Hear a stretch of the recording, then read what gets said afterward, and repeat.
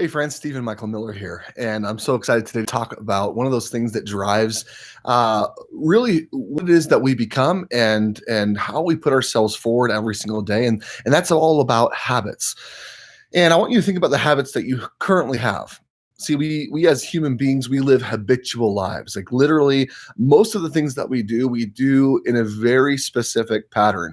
We wake up at a very certain time every morning. We do our morning rituals the same way. We go to the bathroom at certain times. We brush our teeth at certain times, and all of these things are very, very habitual. As a matter of fact, I want you for just a moment to think about your day. I just want you to think about your day from beginning to end and think about all of the different habits that you do without even necessarily thinking about them. Most people will eat at certain times during the day. They'll even eat certain things that they're used to. And very rarely do we get outside of those very specific patterns. Because by nature, we're habitual people. We lean on these patterns to guide and direct us. Now, the neat thing about patterns is there we have complete capability to change, alter, uh, to set the specific patterns that we want in life. We're not subject to any certain pattern, and if we grew up doing something a certain way, we have the ability because we have this amazing brain up here, where we can not only logically think and change things on the front end, but we can even go as far as to create new habits that help us here in our subconscious. But it takes time. And just like it took time for us to form those habits from infancy, just like it takes time for us to create uh, those habits in our brains and to really create those neuro connections. Um, we can do it over and over and over again. So even though it takes time to do, it's something that we have the ability to do, but often we don't do it because we're so used to it, and we always slip back into those patterns. And so I want to talk about how we can form new habits that are beneficial, new habits that will get us the things that we want to do. And forming new habits it can be kind of a game if you want to make it a game. It doesn't have to be the most difficult thing in the world, although I think most of the time we feel like it is. Let's look at kind of life in general, and I want to give a few examples. So first of all, we've got this is the holiday season upon us right now. It's the 29th of November, and soon we'll be getting into the Christmas season, and all sorts of habits and traditions will come up during that season as well.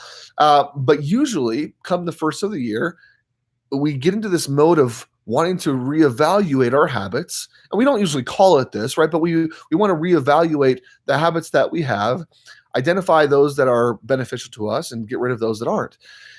And so we start to set these New Year's resolutions, we call them, right? Which are really just habit changing goals. If we've had a habit of not going to the gym and or not exercising, then come New Year's, we want to set typically that resolution to exercise more, to feel better, to get into better shape. If we're at a certain income level and our habits are such that we've been staying at this very specific income level, then come January 1st, we oftentimes want to change those habits, or at least it comes in our radar, or we want to look at those habits and say, okay, if I do different habits or if I do something else, can I increase maybe my income level? Maybe our habits have gotten us into a bad spot in our relationship. Maybe we have outbursts, or we're not as forgiving or loving, or whatever the case may be in our relationships, and we want to form new habits to do so. How do you create and form the new habit that's going to be more beneficial for you, and that's going to get you even closer to where you want to be in life? Well, it's actually not that difficult if you look at it from a moment by moment stance, right? I can't remember where it was or who I was talking to, but someone said to me, or I read somewhere, you can do anything. You can do anything once, almost anything, right? And you can do almost anything for a specific amount of time if you set it for a small amount of time, right? So, for example, if you were going to start exercising and exercise differently or new and something you haven't been doing for a while, you can do almost any exercise for a minute, right? Whether that's running or swimming or bicycling or lifting weights, right? You can do almost anything for just 1 minute. Oftentimes, I think as we're trying to set and form these new habits, we set these massive long-term goals and we forget to break them down into little kind of bite-size bite-sized goals, the smaller, tiny little goals that we can accomplish and feel and get a reward for immediately or soon. And so if your goal is to get into shape, if your goal is to exercise more, then you may want to set a goal that, I'm going to wake up every morning and for 60 seconds, I'm going to work out. Now, let me just ask you a question. Can you work out for 60 seconds without stopping? Whatever it might be. I mean, maybe you're going to do push-ups for 60 seconds. Maybe you're going to go on a brisk walk for 60 seconds, whatever it might be. And whatever your level is, you can do that for just 60 seconds. Well, here's the neat thing about this is if you can do it for 60 seconds, then you could probably do it for another 60 seconds. And so after you finish that first 60 seconds, you could right away reevaluate and say, okay, how was that? Am I still alive here? Am I doing okay? Yes, I am. Okay, great. I'm breathing okay. Yep, I'm breathing. Great. Well, if I can do it for 60 seconds, then I can add another 60 seconds on and try that out. And by making and creating these small little incremental goals, what it does for your brain is it starts to show you that you're having success, right?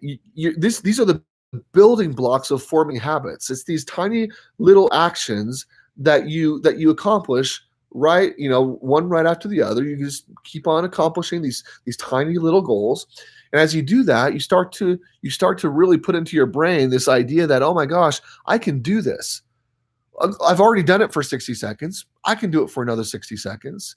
And the more of those wins that you have, the more you are communicating to that subconscious mind that this not only is possible, but it can be fun, it can be exciting, it can be exhilarating, and you are attaching those good feelings, those positive feelings to those actions now, as opposed to saying, hey, my goal for today is to run on the treadmill for an hour.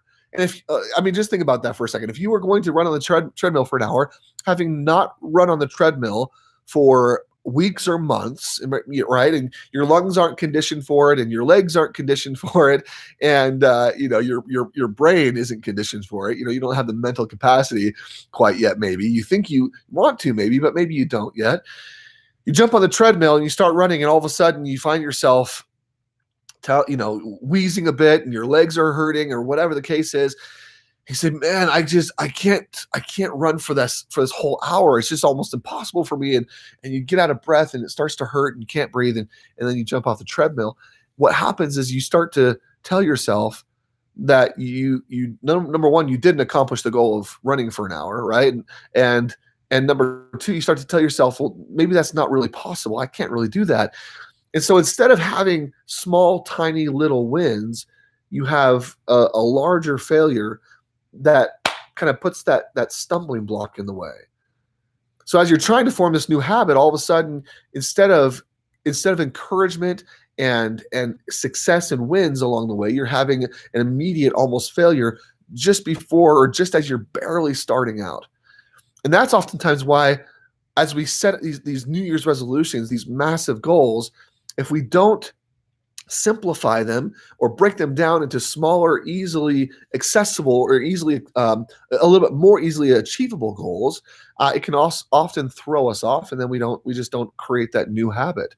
Forming new habits can be fun. It can be easy. You can make it into a game, like I said before, right? If maybe your new habit is to be a kinder person, maybe you've had a lot of bad experiences and you've kind of become a little crotchety, in your nice age, whatever your age is, and maybe you become a little crotchety and hard to live with, or hard to be around. You may not want to set a goal right away that you're going to be the nicest person ever and always be kind, but maybe you want to set a goal that you're going to be kind to one person. You're going to say one kind thing to somebody today.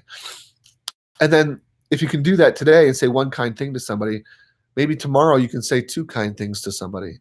And you can continue to increase how many times you are kind to people. And by the way, just think about this for a moment.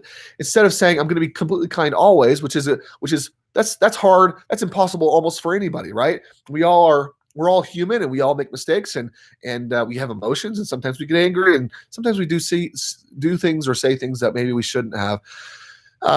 But if you can set a goal to be kind to one person, say one kind thing, and then say two kind things the next day, and then three kind things, at the end of a month, at the end of 30 days, all of a sudden you said 30 kind things. Well, if you said 30 kind things, that begins to change your habits. Because if you're saying 30 kind things in a day, that's 30 less negative things that you were saying before. That is a literal game changer.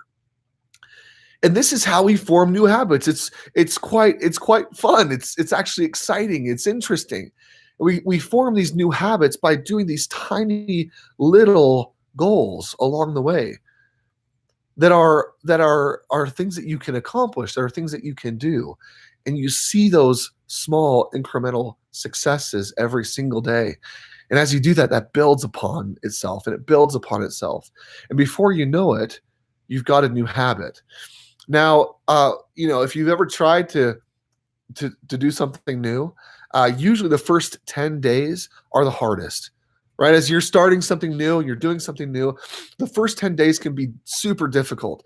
But if you go into that new habit that you're forming, if you go into that new goal and you tell yourself, and you know already in your mind, and you kind of you're telling yourself subconsciously and consciously, you're saying, look, this although this is going to be difficult, I know I can do it, but I know it's going to be harder because it's something better. I haven't done it before, right? It's going to be hard. So you tell yourself, I can do this.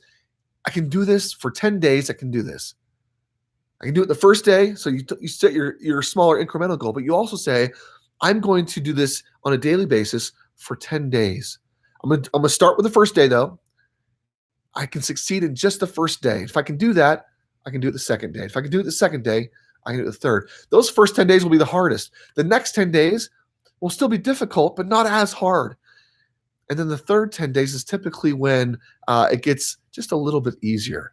I read a book a while back called The Miracle Morning. Hal Elrod, The Miracle Morning is a great, great book. Highly recommend it. It's a small, small read, but he talks about some of these things in helping you to form new habits and how you can build yourself up over that period of time, so that by the end of that 30 days, if you're doing those small little incremental things, by the end of that 30 days, all of a sudden you start to recognize this is something that actually is now a part of me. I have shifted and changed. I enjoy this. This is even fun. And when you get to that point, that becomes more of who you are. So you can form new habits. You can start forming new habits even today. By the way, you don't have to wait until the end of the year or the beginning of the new year to form those new habits that you want to form today, to become the person that you want to become today. This is our morning momentum. Get on it, form those new habits. You can do it. I know that you can. Thank you so much, and we'll see you on the next one.